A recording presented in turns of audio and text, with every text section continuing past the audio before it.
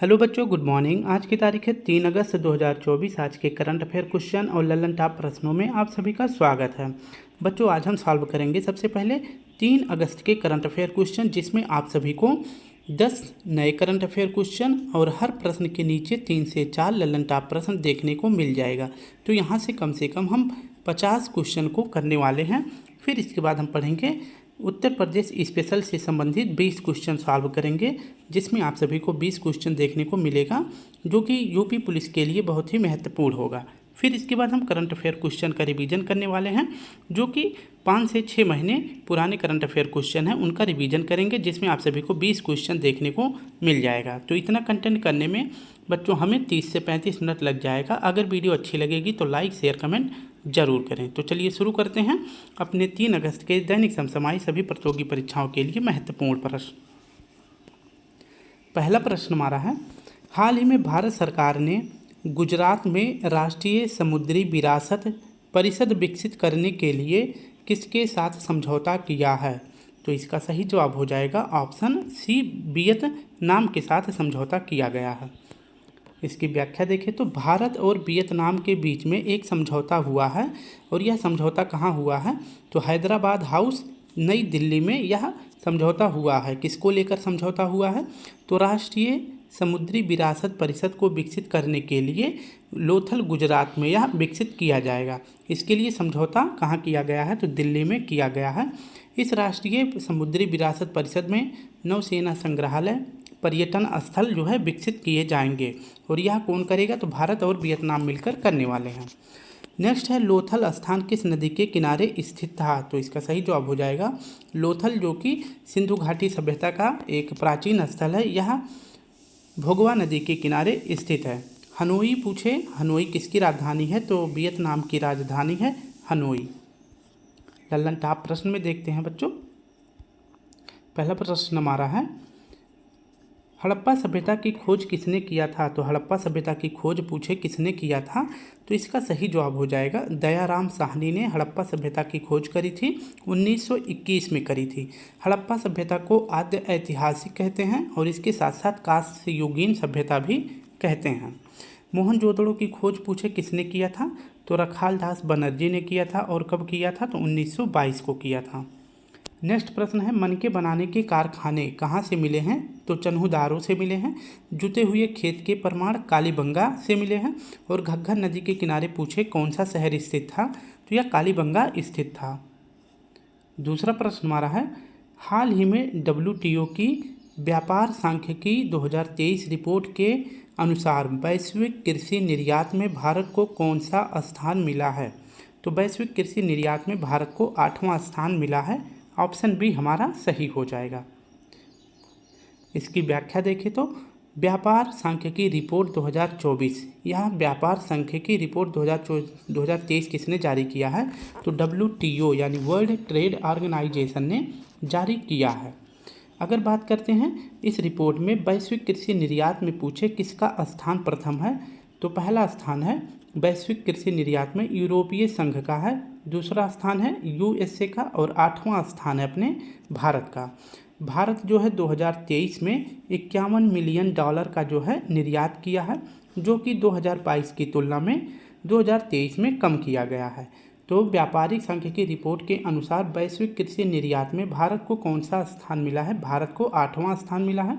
यूरोपीय संघ को पहला और USA को दूसरा स्थान मिला है। और किसके द्वारा यह रिपोर्ट जारी किया जाता है? तो WTO के द्वारा जारी किया जाता है। लल्लन टॉप प्रश्न में देखते हैं, WTO की स्थापना पूछे कब किया गया है? तो 1 जनवरी 1995 को किया गया है। WTO का मुख्यालय कहाँ है? जिनेवा में। और WTO की स्थापना अगर पूछे किस संधि की सिफारिश पर की गई थी? तो maastricht संधि की सिफारिश से WTO की स्थापना की गई थी। WTO की पहली महिला अध्यक्ष या वर्तमान अध्यक्ष कौन है? तो नागोजी ओंकाजा इबेला है। इसमें टोटल कितने देश हैं? तो इसमें 164 देश हैं। 164वां देश पूछे कौन सा है? तो 164वां देश है अफगानिस्तान। ये भी आपको याद रखना है। नेक्स्ट हमारा प्रश्न है, कुछ महत्वपूर्ण इंडेक्स में भारत की रैंक देख लेते हैं। जैसे 109वें स्थान पर भारत किस में है, तो सस्टेनेबल डेवलपमेंट गोल में है। 134वां स्थान ह्यूमन डेवलपमेंट इंडेक्स में है। 129वां स्थान ग्लोबल जेंडर गैप इंडेक्स में है। 176वां स्थान है इन्वायरमेंट परफॉर्मेंस इंडेक्स में है।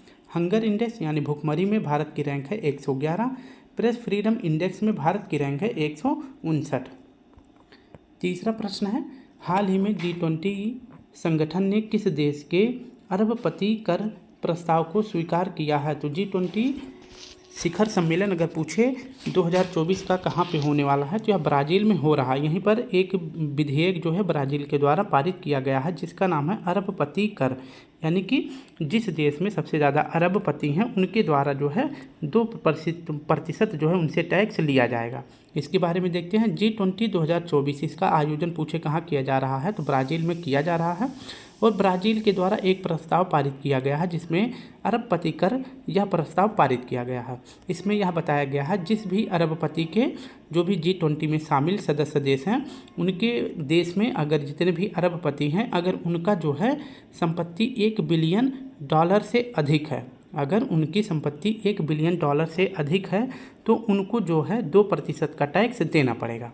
ठीक है, इससे क्या होगा, इससे फ़ायदा क्या होगा कि किसी भी देश में अगर आपातकालीन स्थिति हो जाती है, जैसे भूकंप आ जाता है, ज्वालामुखी आ जाता है या फिर कहीं पे जो है एक देश दूसरे देश पर आक्रमण कर देते हैं, तो इस कंडीशन में जो भी देश की दयनीय स्थिति होगी किसी भी देश की, तो वो जो ये 2% हर एक अरबपति के द्वारा टैक्स दिया जाएगा, उससे जो है जिस देश की स्थिति खराब होगी उसकी जो है हेल्प की जाएगी। ठीक है, तो यह प्रस्ताव किसने लाया है, तो ब्राज़ील ने लाया है। अभी यह प्रस्ताव पारित नहीं हुआ है, इस पर जो है अगर पारित हो जाता है तो ये महत्वपूर्ण हो जाएगा। अगर पूछे कि प्रस्ताव अगर पूछे किसके द्वारा लाया गया है, तो ब्राज़ील के गैब्रियल जुकमैन जी के द्वारा लाया गया है और इसे जो है अरबपति कर के जन्मदाता के रूप में ही इन्हें जाना जाएगा। ठीक है, इस प्रकार से अगर जो है जितने भी G20 2024 में देश शामिल हैं उनमें जो भी अरबपति देश शामिल हैं उनका अगर जो 2% टैक्स अगर इकट्ठा किया जाएगा तो $250 मिलियन इकट्ठा हो जाएगा। ठीक है, तो ये आपको याद रखना है। अगर बात करते हैं G20 2023 कहाँ पे हुआ था, तो यह भारत नई दिल्ली भारत मंडपम में आयोजित किया गया था, ये आपको याद रखना है। और यहीं पर जो है G20 में AU यानी अफ्रीकन यूनियन शामिल हुआ था। इस प्रकार से देखा जाए तो G20 अब जो है G21 हो गया है। ठीक है, और अगर बात करें अफ्रीकन यूनियन का मुख्यालय कहाँ पे है, तो अदिस अबाबा में है। अदिस अबाबा पूछे किस देश की राजधानी है, तो इथोपिया की राजधानी है। किसकी, तो इथोपिया की राजधानी है जो कि अफ्रीका महाद्वीप का एक देश है। ब्राज़ील में कॉफ़ी के बागान को क्या कहते हैं, तो फजेंडा कहते हैं। पृथ्वी सम्मेलन पूछे पहली बार कब हुआ था, तो 1992 में हुआ था। और कहाँ पे हुआ था, तो रियो डी जेनेरियो ब्राज़ील में हुआ था। और इसी पृथ्वी सम्मेलन को जो है पहली बार के पृथ्वी सम्मेलन को एजेंडा 21 भी कहते हैं। ब्राज़ील में जो घास के मैदान है उसे कंपोज कहा जाता है। लानोज घास के मैदान वेनेजुएला में पाए जाते हैं। पंपाज घास के मैदान अर्जेंटीना में पाया जाता है। पुस्ताज कहाँ पाया जाता है, तो यह हंगरी में पाया जाता है। और डाउन्स कहाँ पाया जाता है, ऑस्ट्रेलिया में। और बेल्ट्स घास के मैदान साउथ अफ्रीका में पाए जाते हैं। चौथा प्रश्न हमारा है, हाल ही में असम राइफल्स के DG का पद किसने संभाला है, तो असम राइफल्स के DG का पद किसने संभाला है, तो इसका सही जवाब हो जाएगा ऑप्शन बी, विकास लखेरा के द्वारा संभाला गया है। इसकी व्याख्या देखें तो असम राइफल यह जो है सबसे पुरानी सेंट्रल आर्म फोर्स है। तो भारत की सबसे पुरानी अगर पूछे सेंट्रल आर्म फोर्स कौन सी है, तो असम राइफल है। इसे जो है उत्तर पूर्व का प्रहरी भी कहते हैं। असम राइफल्स की स्थापना 1835 में किया गया था। इसका मुख्यालय पूछे कहाँ पे है, शिलांग में है। शिलांग जो है मेघालय की राजधानी है। अगर पूछे असम राइफल के अभी हाल ही में नए DG यानी महानिदेशक कौन बनाए गए हैं, तो लेफ्टिनेंट जनरल विकास लखेरा जी बनाए गए हैं। ललन टॉप प्रश्न में देखते हैं, नेशनल हाउसिंग बैंक यानी NHB के नए अध्यक्ष कौन बनाए गए हैं, तो संजय शुक्ला बनाए गए हैं। और NHB की स्थापना पूछे कब किया गया था, तो 1987 को किया गया था। प्रीति सूदन अभी हाल ही में UPSC की नए चेयरमैन बनाई गई हैं। और ये किसके स्थान पर बनाई गई हैं, तो ये बनाई गई हैं मनोज सोनी के स्थान पर। किसके, तो मनोज सोनी के स्थान पर, ये आपको याद रखना है। नेक्स्ट हमारा प्रश्न है 5वां, हाल ही में सड़कों से आवारा कुत्तों को हटाने के लिए नरसंहार कानून किसने पेश किया है? तो सड़कों के किनारे से या सड़कों पर जो भी हमारा कुत्ते भटकते हैं उनको हटाने के लिए नरसंहार कानून किसने प्रस्तुत किया है? तो यह पेश किया गया है तुर्की के द्वारा। इसके बारे में व्याख्या देखें तो नरसंहार कानून अगर पूछे किसने पेश किया है तो तुर्की ने पेश किया है। क्यों किया है? क्योंकि इसका उद्देश्य सड़कों से आवारा कुत्तों को हटाना, और इसका विरोध अगर पूछे किसके द्वारा किया गया है तो सड़कों से आवारा कुत्तों को हटाना मतलब जो तुर्की के द्वारा कहा गया है, तुर्की सरकार के द्वारा, यानी कि उनको हटाया जाए किसी भी कंडीशन में, चाहे उनको मार दो या फिर उनको कहीं ले जाके दूसरी जगह पे छोड़ दो, लेकिन सड़कों से उन्हें हटा दिया जाए। तो इसी का विरोध किया गया है किसके द्वारा? तो पशु कल्याण संस्था के द्वारा इसका विरोध किया गया है, और इसी संस्था के द्वारा जो है नरसंहार कानून बताया गया है। ठीक है, तो जो कहाँ पेश किया गया है? तो तुर्की में पेश किया गया है। अब बात कर लेते हैं यूरोप का मरीज किसे कहा जाता है? तो यूरोप का मरीज जो है तुर्की को कहा जाता है। दो महाद्वीप में स्थित कितने देश हैं? तो दो महाद्वीपों में स्थित दो देश हैं। एक तो तुर्की है जो कि यूरोप और साथ साथ यह स्थित है एशिया महाद्वीप में, और साथ में देखते हैं रूस भी जो है दो महाद्वीप में फैला हुआ है। एक तो इधर हो जाता है यूरोप और इधर हो जाता है एशिया, और ऐसे तुर्की भी फैला है दोनों महाद्वीपों में। लल्लन टॉप प्रश्न में देखते हैं सबसे पहले तुर्की की राजधानी का क्या नाम है? तो तुर्की की राजधानी का नाम है अंकारा। क्या नाम है? तो तुर्की की राजधानी का नाम है अंकारा, और यहाँ की मुद्रा का नाम है लीरा। ऑपरेशन दोस्त अभी हाल ही में भारत के द्वारा चलाया गया था जब तुर्की और सीरिया में भूकंप आया था, तो मदद करने के लिए भारत ने ऑपरेशन दोस्त चलाया था। लल्लन टॉप प्रश्न में है सर्वाधिक लवणता वाली झील जिसका नाम है वानगोलू, ये कहाँ पाई जाती है? तो यह झील स्थित है तुर्की में। ऑपरेशन इंद्रावती किसके खिलाफ चलाया गया था? तो हैती में जो भारतीय फंसे थे उनको बाहर निकालने के लिए। ऑपरेशन गंगा भारत ने चलाया था यूक्रेन में जब रूस और यूक्रेन से युद्ध हो रहा था। ऑपरेशन कावेरी यह पूछे कहाँ चलाया गया है? तो यह सूडान में चलाया गया था। ऑपरेशन अजय इजराइल में फंसे भारतीयों को बाहर निकालने के लिए। ऑपरेशन करुणा म्यांमार में चलाया गया था। नेक्स्ट हमारा प्रश्न है छठा, भारत की पहली नाइट स्ट्रीट रेसिंग कहाँ आयोजित होगी? तो यह पहले जो है 2023 में भी आयोजित किया जाना था, लेकिन जो है चेन्नई में बाढ़ आ जाने के कारण, चक्रवाती तूफान आ जाने के कारण नाइट स्ट्रीट रेसिंग जो है नहीं हुआ था। तो इस बार फिर से आयोजन किया जा रहा है। कहाँ पर किया जा रहा है? तो यह चेन्नई में किया जा रहा है।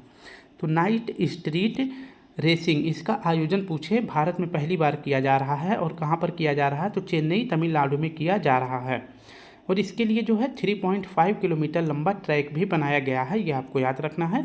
और जो है यह नाइट स्ट्रीट रेसिंग जो है 2023 में भी होना था, लेकिन यह नहीं हो पाया क्योंकि मिचोंग चक्रवात आ गया था, तो इसकी वजह से जो है चेन्नई में इसका आयोजन नहीं किया गया था। अभी जो है 2024 में एक महत्वपूर्ण जो है चक्रवात भारत में आया था, बंगाल की खाड़ी में आया था, जिसका नाम था रेमल। तो रेमल नाम किसने रखा था? तो रेमल नाम रखा गया था ओमान के द्वारा, और रेमल का अर्थ इसमें बताया गया है रेत। लल्लन टॉप प्रश्न हमारा है पोंगल। पोंगल पूछे कहाँ का फेस्टिवल है? यह तो तमिलनाडु का है। अट्टुकल पोंगल पूछे कहाँ का है? यह केरल का है। जल्लीकट्टू तमिलनाडु का है। और कोरोमंडल तट यह कहाँ पर स्थित है? तो ये भी तमिलनाडु में ही स्थित है, लेकिन कोरोमंडल तट पर वर्षा जो है किस मानसून से होता है? तो लौटते हुए मानसून से कोरोमंडल तट पर वर्षा होता है। तो ये होता है हमारा कोरोमंडल तट, और यहाँ पे जो है जो असम मेघालय ये वाला जो क्षेत्र है, यहाँ से जो है जब मानसून उठता है तो बंगाल की खाड़ी से जो है यहाँ से जल लेकर और इसके बाद ये इधर आके बरसने लगता है। ठीक है, तो ये हो जाएगा हमारा नॉर्थ ईस्ट से जो है जब जो हवाएं बहती हैं तो ये कोरोमंडल तट पर वर्षा करती हैं। मैटूर बांध पूछे किस राज्य में है? तो मैटूर बांध जो है यह तमिलनाडु में है, और किस नदी पर है? तो कावेरी नदी पर है। थाईपुसम फेस्टिवल कहाँ मनाया जाता है? तो ये भी तमिलनाडु में मनाया जाता है। सातवां प्रश्न है हाल ही में सफल चक्र परीक्षण अगर पूछे सफल परीक्षण चक्र किसने प्रारंभ किया है? तो यह प्रारंभ किया गया है CBSE के द्वारा। ऑप्शन सी हमारा सही हो जाएगा। इसकी व्याख्या देखें तो सफल परीक्षण चक्र अगर पूछे किसने लॉन्च किया है? तो यह लॉन्च किया गया है सेंट्रल बोर्ड सेकेंडरी एजुकेशन के द्वारा, यानी CBSE के द्वारा लॉन्च किया गया है सफल परीक्षण चक्र। जिसका फुल फॉर्म क्या होता है? तो इसका फुल फॉर्म होता है structured assessment for analysing learning. इसका मतलब है कि बच्चों के ऊपर जो है इनको होमवर्क नहीं देना है, ना इनके बैग में काफ़ी ज़्यादा बुक्स या किताबें नहीं रखना है ताकि इनके हेल्थ पे ज़्यादा इफेक्ट ना पड़े। तो इसके लिए जो है सफल परीक्षण चक्र जारी किया गया है और किसके द्वारा, सीबीएसई के द्वारा। और ना ही बच्चों का कोई इस तरह से रिजल्ट दिया जाएगा कि बच्चा फेल हो या पास हो, मतलब फेल वाला रिजल्ट जो है बच्चे को नहीं देना है, ठीक है, ताकि उसके दिमाग पर या उसके शरीर पर इसका जो है कोई भी मानसिक संतुलन खराब ना हो। तो इसके लिए शुरू किया गया है सफल परीक्षण चक्र और यह कक्षा 5 से लेकर कक्षा 8 के बच्चों के लिए शुरू किया गया है। इसका उद्देश्य क्या है, तो सफल का उद्देश्य है कि परीक्षा का दबाव कम करना है, रटने के बजाय सीखने पर बल देना है। तो किसके द्वारा शुरू किया गया है, सीबीएसई के द्वारा सफल परीक्षण चक्र शुरू किया गया है, ये आपको याद रखना है। अब बात कर लेते हैं संकलन ऐप, यह किसके लिए शुरू किया गया है, तो नेशनल इन्वेस्टिगेशन एजेंसी के लिए लॉन्च किया गया है संकलन ऐप। और किसने लॉन्च किया है, तो अमित शाह जी ने लॉन्च किया है। प्रवाह पोर्टल किसने लॉन्च किया है, तो आरबीआई ने लॉन्च किया है। जबकि प्रवाह सॉफ्टवेयर पूछे किसने लॉन्च किया है, तो इसरो ने लॉन्च किया है। ललन टॉप प्रश्न में देखिए, संज्ञान ऐप किसने लॉन्च किया है, तो यह रेलवे प्रोटेक्शन फोर्स यानी आरपीएफ के द्वारा लॉन्च किया गया है। और इसमें जो है संज्ञान पोर्टल के तहत, संज्ञान ऐप के तहत जो है जो भारत में 3 नए कानून लागू किए गए हैं उनकी जानकारी लोगों को देना आरपीएफ के द्वारा दिया जाएगा। सक्षम ऐप किसने लॉन्च किया है, तो इलेक्शन कमीशन ऑफ इंडिया के द्वारा लॉन्च किया गया है। नाबार्ड की स्थापना पूछे कब की गई थी, तो 12 जुलाई 1988 को किया गया था। नाबार्ड की स्थापना शिव रमन समिति की सिफारिश पर की गई थी। 8वां प्रश्न है, वर्ष 2024 में चौथा यूनिकॉर्न बनने वाला स्टार्टअप कौन सा है, तो कौन सा स्टार्टअप है जो चौथा यूनिकॉर्न इंडेक्स बन गया है, तो इसका सही जवाब हो जाएगा रैपिडो। तो 2024 का चौथा स्टार्टअप कौन सा है, चौथा यूनिकॉर्न है रैपिडो। इसके बारे में व्याख्या देखें तो यूनिकॉर्न जो है किसे कहते हैं, तो यूनिकॉर्न ऐसे स्टार्टअप जिनकी वैल्यू जो है $1 बिलियन से अधिक हो जाती है, तो वही स्टार्टअप जो है क्या बन जाते हैं, यूनिकॉर्न बन जाते हैं। तो 2024 में भारत के 4 यूनिकॉर्न बन गए हैं। पहला बना था कृत्रिम एआई, दूसरा था परफियोस और तीसरा बना था पोर्टर और चौथा भी हाल में कौन सा बना है, तो रैपिडो बना है। रैपिडो मतलब वो होता है, ऐसा चीज़ होता है जैसे कि कहीं पर आपको आना जाना होता है तो आप फ़ोन करके बुक कर सकते हैं, जैसे आपको आसानी से स्कूटी से या फिर जो है कार से, इन सभी सुविधाओं से आप सभी को एक स्थान से दूसरे स्थान पर ले जाने के लिए, यानी क्या कहते हैं सवारी का एक तरह का ये इनकी एक संस्था है। और रैपिडो की स्थापना पूछे कब किया गया था, तो 2015 में किया गया था। ललन टॉप प्रश्न में है, पेरिस 2024 का अगर पूछे शुभंकर क्या है, तो शुभंकर है इसका फ्रिज। फ्रिज जो है यह पेरिस की क्रांति का एक टोपी है, इसे आप याद रखेंगे। नेक्स्ट है, वैश्विक ओपेरा प्रतियोगिता 2024 कहाँ आयोजित किया गया है, तो यह किया गया है मुंबई में। निकोलस मादुरो ये कौन है, तो वेनेजुएला के नए राष्ट्रपति निकोलस मादुरो बनाए गए हैं। 9वां प्रश्न है, हाल ही में यंग इंडिया स्किल यूनिवर्सिटी विधेयक किसने लॉन्च किया है, तो यह शुरू किया गया है तेलंगाना सरकार के द्वारा। तो young India skill university Telangana ने शुरू किया है। इसके बारे में व्याख्या देखें तो यंग इंडिया स्किल यूनिवर्सिटी विधेयक किसने लॉन्च किया है, तो यह तेलंगाना में एक जगह है मुचरेला, यहाँ पे जो है इसकी आधारशिला रखी गई है, सीएम रेवंत रेड्डी जी के द्वारा रखी गई है। यंग इंडिया स्किल यूनिवर्सिटी का जो है विधेयक यहाँ पे लॉन्च किया, मतलब शुरू किया गया है, जिसकी आधारशिला मुचरेला में रखी गई है। अगर बात करें कि यंग इंडिया स्किल का उद्देश्य क्या है, इसको लॉन्च करने का उद्देश्य है कि कौशल विकास प्रशिक्षण देना राज्य सरकार के द्वारा, यानी रेवंत रेड्डी जी के द्वारा इसमें बताया गया है कि सरकार जो है सभी व्यक्तियों को जो है सरकारी नौकरी नहीं दे सकती है। तो जो भी सरकारी नौकरी नहीं पाएंगे उनके लिए जो है एक स्कूल खोला जाएगा, यंग इंडिया स्कूल, जिसमें जो है उन सभी विद्यार्थियों को या फिर उन सभी ऐसे व्यक्ति को जो नौकरी नहीं पा रहे हैं उनको जो है यहाँ पे स्किल के शिक्षण दिया जाएगा, यानी कौशल विकास प्रशिक्षण दिया जाएगा, ताकि वो जो है अपने खुद का धंधा पानी कर लें या फिर जो है कहीं पे स्किल के माध्यम से उन्हें किसी भी कंपनी में जॉब मिल जाए। तो यंग इंडिया स्किल यूनिवर्सिटी कहाँ शुरू किया गया है, तेलंगाना में शुरू किया गया है। तेलंगाना की राजधानी का नाम है हैदराबाद और यह 2 जून 2014 को भारत का एक अलग राज्य बना था।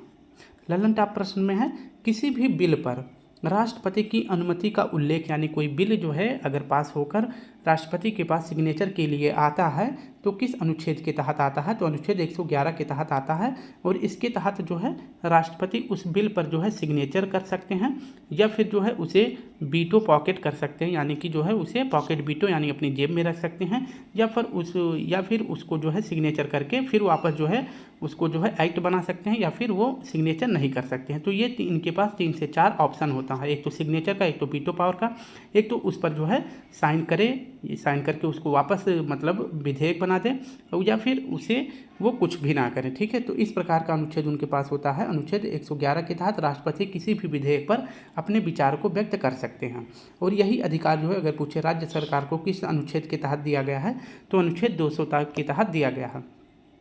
अगर राज्य में कोई कानून बिल पास करना होता है तो राष्ट्रपति के पास जो बिल आता है तो उसे वो जो है राष्ट्रपति के विचार के लिए राज्यपाल यहाँ अपने पास से राष्ट्रपति के पास विचार करने के लिए भेज सकते हैं। किस अनुच्छेद के तहत? तो अनुच्छेद 201 के तहत। नेक्स्ट है, और आज का आखिरी करंट अफेयर है, हाल ही में चौथे राष्ट्रीय हिंदी विज्ञान सम्मेलन 2024 का आयोजन पूछे कहाँ किया गया है? तो यह भोपाल में किया गया है। इसकी व्याख्या देखें तो राष्ट्रीय हिंदी विज्ञान सम्मेलन 2024 पूछे यह चौथे क्रम का आयोजन कहाँ पे हो रहा है? तो भोपाल मध्य प्रदेश में इसका आयोजन किया जा रहा है। तो थीम इम्पॉर्टेंट नहीं है, लेकिन आप सभी को याद रखना है, अमृत काल में वैज्ञानिकों का मनोविज्ञान, यह जो है राष्ट्रीय हिंदी विज्ञान सम्मेलन का थीम रखा गया है, ये आपको याद रखना है। नेक्स्ट देख लेते हैं लल्लन टॉप प्रश्न, लोकपथ योजना पूछे कहाँ शुरू किया गया है? तो यह सड़कों की मरम्मत के लिए, अगर मान लीजिए सड़कों के बीच में कोई गड्ढा होता है तो राज्य सरकार के जो भी नागरिक हैं मध्य प्रदेश के, वो इसका फ़ोटो खींचकर और लोकपथ ऐप पर अपलोड कर सकते हैं, जिसके द्वारा राज्य सरकार के द्वारा 1 हफ्ते में इस रोड को जो है ठीक करा दिया जाएगा। भारत की पहली वैदिक घड़ी पूछे कहाँ पर स्थापित किया गया था? तो उज्जैन में किया गया था। ईथन क्रैकर परियोजना पूछे किस राज्य से संबंधित है? तो मध्य प्रदेश से संबंधित है। अंतर्राष्ट्रीय आर्द्रभूमि सम्मेलन कहाँ पे हुआ था? तो यह अब की बार 2024 में हुआ है, इंदौर में। राष्ट्रीय हिंदी दिवस कब मनाया जाता है? तो 10 सितंबर को मनाया जाता है। विश्व हिंदी दिवस कब मनाया जाता है? तो यह 10 जनवरी को मनाया जाता है, और राष्ट्रीय हिंदी दिवस 14 सितंबर को मनाया जाता है। विश्व हिंदी सचिवालय पूछे कहाँ पर स्थित है? तो पोर्ट लुइस मॉरिशस में स्थित है। राजभाषा का उल्लेख पूछे किस भाग में किया गया है?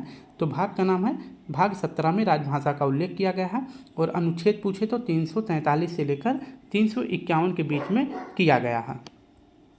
अब बच्चों हम देख लेते हैं उत्तर प्रदेश से री एग्जाम पुलिस के लिए प्रैक्टिस सेट नंबर 1 बहुत ही महत्वपूर्ण है, और बहुत ही अच्छी तरह से आप सभी को इसमें 10 प्रश्न आप सभी को देखने को मिलेगा, लेकिन ये कम से कम 30 प्रश्न से ज़्यादा है। अभी देखेंगे तो खुद ही जान जाएंगे।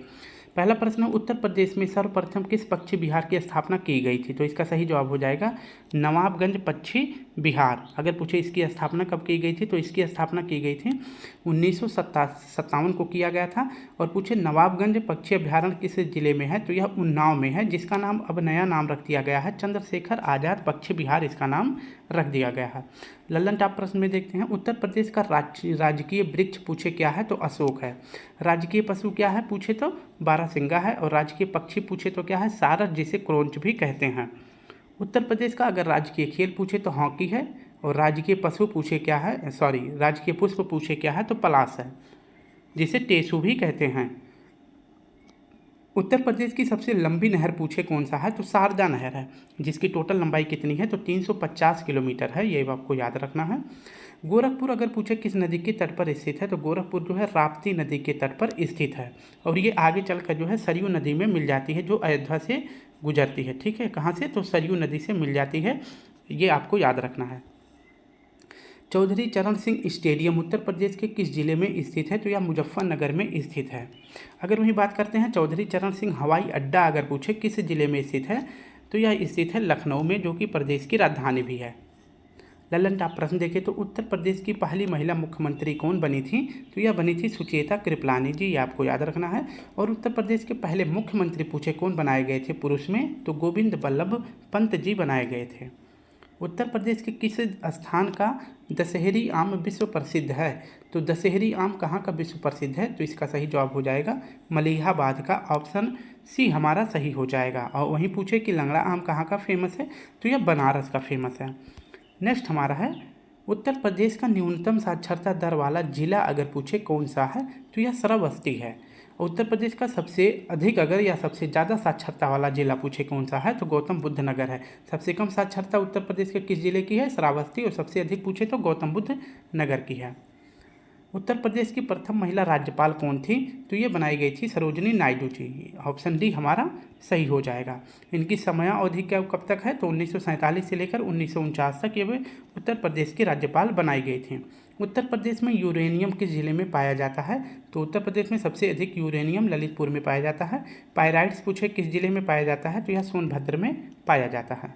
सोनभद्र उत्तर प्रदेश का एक ऐसा राज्य है, या फिर कह सकते हैं भारत का एक ऐसा जिला है, और उत्तर प्रदेश का एक ऐसा जिला है जो 4 राज्यों से सीमा साझा करता है। सबसे पहले तो ये सीमा साझा करता है बिहार से, फिर इसके बाद ये सीमा साझा करता है झारखंड से, और इसके बाद छत्तीसगढ़ से, और लास्ट में जो है यह मध्य प्रदेश से सीमा साझा करता है। तो उत्तर प्रदेश या फिर कहें भारत का एक ऐसा जिला जो 4 राज्यों से सीमा साझा करता है वह है सोनभद्र। उत्तर प्रदेश में परमाणु विद्युत केंद्र कहाँ स्थापित किया गया है? तो यह नरोरा में स्थापित किया गया है, जो कि अगर पूछे नरोरा में किया गया है, ये आपको याद रखना है। नेक्स्ट अगर बात कर लेते हैं, ओबरा ताप विद्युत केंद्र की स्थापना किस देश के सहयोग से की गई थी? तो ओबरा ताप विद्युत केंद्र अगर पूछे किस राज्य में है, तो यह सोनभद्र में है, किस जिले में है? तो सोनभद्र में है। और किसकी हेल्प से यह स्थापित किया गया था? तो सोवियत संघ रूस की हेल्प से स्थापित किया गया था। 7वां प्रश्न है, उत्तर प्रदेश में विधान परिषद सदस्यों की संख्या कितनी है? तो इसका सही जवाब हो जाएगा विधान परिषद सदस्यों की संख्या 100 है। अगर बात करें कि पूरे भारत में विधान परिषद कितने राज्यों में है, तो सिर्फ 6 राज्यों में है। कितने राज्यों में? तो 6 राज्यों में विधान परिषद है। कौन कौन से? यूपी हो जाएगा, इसके साथ साथ आप बिहार, ऐसे याद करेंगे तो याद हो जाएगा। फिर इसके बाद हम चलेंगे हैदराबाद में, यानी कि तेलंगाना में है, और इसके साथ साथ जो है कहाँ पे है? तो यह हैदराबाद में है। ठीक है, तो ये यहाँ से हमारा 2 यहाँ से हो जाएगा। और फिर देखते हैं महाराष्ट्र में यमएच, और इसके साथ साथ देखेंगे तो कर्नाटक में। ठीक है, तो 2-2 राज्य का जो है 2-2 राज्यों की आप जो है एक साथ बनाएंगे तो याद हो जाएगा। उत्तर प्रदेश बिहार, तेलंगाना हैदराबाद, और यहाँ से हो जाएगा हमारा हैदराबाद मतलब आंध्र प्रदेश। ठीक है, तो ये आंध्र प्रदेश, तेलंगाना और आंध्र प्रदेश में है, महाराष्ट्र और कर्नाटक में है। तो ऐसे भारत के 6 राज्य हैं जहाँ पर विधान परिषद है, और सबसे ज़्यादा विधान परिषद की संख्या अगर पूछे किस राज्य में है, तो उत्तर प्रदेश में, जिसकी संख्या 100 है। उत्तर प्रदेश में पूछे लोकसभा की सीट कितनी है? 80 है, और राज्यसभा की 31 है, विधानसभा की 403 है, और विधान परिषद की 100 है, जो कि पूरे भारत में सबसे अधिक है। नेक्स्ट हमारा है लल्लन टॉप प्रश्न में, आगरा लखनऊ एक्सप्रेसवे की लंबाई पूछे कितनी है? तो 302 किलोमीटर है, और यह आगरा लखनऊ एक्सप्रेसवे 6 लेन का है। ये भी आपको याद रख लेना है। नेक्स्ट हमारा है 8वां प्रश्न, उत्तर प्रदेश में प्रथम रेलगाड़ी कब चलाई गई थी? तो यह चलाया गया था 1859 में। जबकि देश में पूछे कब चलाया गया था, तो भारत में 1853 में चलाया गया था। किसके शासनकाल में? तो लॉर्ड डलहौजी के शासनकाल में। किसके? तो लॉर्ड डलहौजी के शासनकाल में चलाया गया था। तो उत्तर प्रदेश में कब चलाया गया था? तो 1859 में चलाया गया था। 1859 में चलाया गया था। यह चलाया गया था प्रयागराज से कानपुर के बीच में, और भारत में 1853 में मुंबई से ठाणे के बीच में चलाया गया था। टोटल 16 किलोमीटर चलाया गया था। लॉर्ड डलहौजी के शासनकाल में चलाया गया था। भारत में प्रथम अगर पूछे कृषि विश्वविद्यालय की स्थापना कहाँ की गई है? तो यह पंतनगर में की गई है। और कब की गई थी? तो 1960 में किया गया था। और अगर बात वही करें कि ये इस विश्वविद्यालय का नाम क्या है, तो भारत में प्रथम कृषि विश्वविद्यालय का नाम है गोविंद बल्लभ पंत कृषि विश्वविद्यालय। नेक्स्ट हमारा प्रश्न है, उत्तर प्रदेश कृषि अनुसंधान परिषद कहाँ स्थित है? तो यह लखनऊ में स्थित है। केंद्रीय औषधि अनुसंधान कहाँ स्थित है? तो ये भी लखनऊ में स्थित है, ये भी आपको याद रख लेना है। लल्लन टॉप प्रश्न में है, उत्तर प्रदेश में आंवले का सर्वाधिक उत्पादन करने वाला जिला पूछे कौन सा है? तो प्रतापगढ़ है। उत्तर प्रदेश के किन जिलों में लाल मिट्टी पाई जाती है? तो यह सोनभद्र और मिर्ज़ापुर में पाई जाती है। 10वां प्रश्न है, उत्तर प्रदेश का सबसे छोटा पक्षी विहार कौन सा है? तो यह पटना पक्षी विहार है, ये आपको याद रखना है। और पूछे पटना पक्षी विहार कहाँ पे है? तो यह एटा जिले में है। और बखीरा पक्षी विहार यह कहाँ पे है? तो यह संत कबीर नगर में है। लाख बघोसी पक्षी विहार कहाँ है? तो कन्नौज में है। और कन्नौज पूछे किसके लिए फेमस है? तो इत्र नगरी के लिए कन्नौज जाना जाता है। किस नदी के जल द्वारा अवनलिका अपर्दन द्वारा बिहड़ों का निर्माण हुआ है? यानी कि किस नदी के द्वारा सबसे ज़्यादा अवनलिका अपर्दन का निर्माण होता है, जिससे बिहड़ बन जाते हैं? तो इसका सही जवाब हो जाएगा चंबल नदी के द्वारा। चंबल नदी 3 राज्यों में प्रवाहित होती है, एक तो मध्य प्रदेश, फिर इसके बाद जो है राजस्थान, और इसके साथ साथ जो है उत्तर प्रदेश में भी प्रवाहित होती है। सबसे अधिक अगर पूछे अवनलिका अपर्दन करने वाली नदी कौन सी है? तो यह है चंबल। अब हम अपनी करंट अफेयर क्वेश्चन का रिवीजन करेंगे। प्रैक्टिस सेट नंबर हमारा 6 है। प्रश्न है हमारा पहला, 2024 के अनुसार वन क्षेत्र में सर्वाधिक वृद्धि दर्ज करने वाला देश कौन सा है? तो पहले नंबर पर चीन है, दूसरे नंबर पर ऑस्ट्रेलिया और तीसरे नंबर पर अपना भारत है। कॉप यानी conference of parties 2029, conference of parties क्रम इनका 29वां कहाँ पे आयोजित होगा? तो अजरबैजान में होगा। कॉप 28 का आयोजन 2023 में कहाँ किया गया था? तो यूएई में किया गया था। दुनिया की पहली मिस एआई जो है कौन बनाई गई हैं? तो केंजा लिली बनाई गई हैं। और ये कहाँ की है? तो यह एआई है मैक्सिको की। स्वास्थ्य नगरम परियोजना पूछे किसने चलाया है? तो यह चलाया गया है तेलंगाना सरकार के द्वारा। और टीबी मुक्त नगर पालिका बनाने के लिए स्वास्थ्य नगरम परियोजना तेलंगाना सरकार के द्वारा चलाया गया है। 5वां प्रश्न है मिशन रैमसेस, अगर पूछे मिशन रैमसेस किसने लॉन्च किया है? तो यह लॉन्च किया गया है यूरोपीय स्पेस एजेंसी के द्वारा लॉन्च किया गया है। क्यों लॉन्च किया गया है? एपोफिज क्षुद्रग्रह के अध्ययन करने के लिए किया गया है, जो 2029 में भारत के 2029 में जो अर्थ यानी पृथ्वी के सबसे नज़दीक पहुंच जाएगा। कौन सा उपग्रह? तो यह कौन सा क्षुद्रग्रह? तो इसका नाम है एपोफिज क्षुद्रग्रह, जो हमारे पृथ्वी के सबसे नज़दीक पहुंच जाएगा 2029 में। इसी के अध्ययन करने के लिए यूरोपियन स्पेस एजेंसी ने मिशन रैमसेस लॉन्च किया है। एस्टोनिया के नए प्रधानमंत्री कौन बनाए गए हैं? तो क्रिस्टन माइकल बनाए गए हैं। बहुराष्ट्रीय सैन्य अभ्यास जिसका नाम है खान क्वेस्ट, इसका आयोजन कहाँ किया गया है? तो उलान बटर में किया गया है, जो कि मंगोलिया की राजधानी है। रोटैक्स चैलेंज इंटरनेशनल ट्रॉफी, इसका आयोजन पूछे कहाँ किया गया है? तो फ्रांस में किया गया है। इसको पहली बार किसी भारतीय ने जीता है और इनका नाम है अतिका मीर, और ये कहाँ की हैं? जम्मू कश्मीर की हैं। ग्रेबिन संग्रहालय द्वारा कस्टमाइज सोने के सिक्कों से सम्मानित होने वाले पहले भारतीय अभिनेता कौन बन गए हैं? तो यह शाहरुख खान बन गए हैं। और ग्रेबिन संग्रहालय पूछे कहाँ पर है? यह पेरिस में है। दरबार हाल का नाम क्या रख दिया गया है? तो दरबार हाल का नया नाम गणतंत्र मंडप रख दिया गया है। और मुगल उद्यान का नया नाम बदल के अमृत उद्यान रख दिया गया है। नेक्स्ट हमारा प्रश्न है भारत का 43वां यूनेस्को विश्व धरोहर स्थल कौन सा है? मोइदम है, जो कि अहोम साम्राज्य का एक कब्रिस्तान है और यह साम्राज्य जो है असम में हुआ करता था। विश्व अंतरिक्ष पुरस्कार किसे मिला है 2024 का? तो यह दिया गया है चंद्रयान 3 को। क्वाड देश का वार्षिक शिखर सम्मेलन अगर पूछे कहाँ पे होगा? तो यह भारत में होगा। क्वाड में जो है 4 देश शामिल हैं, India, Japan, Australia, USA. Kargil Vijay Diwas कब मनाया गया है? तो यह मनाया जाता है 26 जुलाई को, क्योंकि कारगिल पर विजय कब हासिल किया गया था? तो 26 जुलाई 1919 को। भारत की पहली एकीकृत कृषि निर्यात पोर्टल सुविधा कहाँ शुरू की गई है? तो यह जवाहरलाल नेहरू पोर्ट में शुरू की गई है, और यह पोर्ट कहाँ है? मुंबई में है। एप्सिलॉन एनडीएब यह क्या है? यह सबसे ठंडा एक्सपो प्लेनेट है, और इसकी खोज जो है नासा के द्वारा किया गया है, और नासा ने भी हाल ही में 6 और नए एक्सपो प्लेनेट की खोज की है। मोंगला बंदरगाह के टर्मिनल को संचालित करने का अधिकार अभी किसे मिला है? तो भारत को मिल गया है। और मोंगला बंदरगाह पूछे किस देश में है? तो यह बांग्लादेश में है।